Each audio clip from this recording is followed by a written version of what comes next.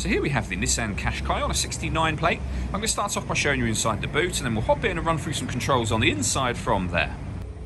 As you can see, we have reversing sensors, plenty of boot space along with that 60/40 split folding rear seat should you wish to increase this space even further, and these two tray sections lift and remove should you wish to increase that space yet again.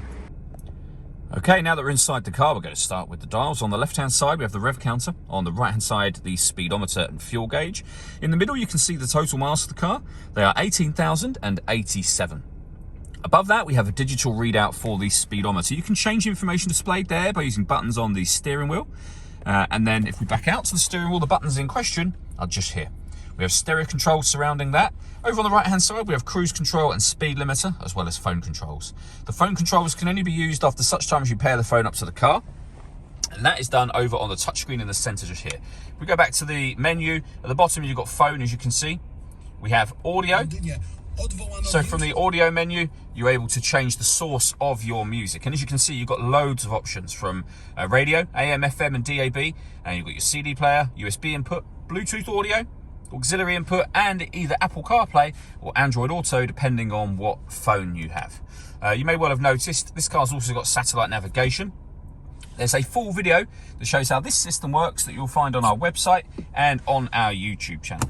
And if I pop the car into reverse, you can see we have a reversing camera, bird's eye view image of where the car is parked right now, and it goes a couple of steps beyond that. If you press the camera button, you get a front-facing camera, bird's eye view, and a front-facing camera and front passenger side wheel. This car also has, on top of all of that, autonomous parking. So it can either parallel park or bay park itself. Follow the instructions on screen, the car will take over the steering for you, and you can cancel that at any time, of course. Working our way down, we then have dual zone climate control. So you can adjust the passenger temperature, driver temperature, you can increase and decrease the fan speed, determine where you'd like the air to be distributed down the bottom just here. When you're happy with all of those settings, this button turns your air conditioning off, back on again, or hit auto. When I do this, the car will take control of the direction of the air and the fan speed to maintain those temperatures. Override that whenever you wish to.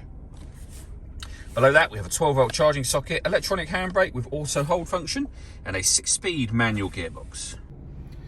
The last thing I wanted to mention is the panoramic glass roof. There's a button up here that will open the sun blind. This is a fixed section of glass, so it doesn't open beyond this, but as you can see, it lets in a huge amount of extra light.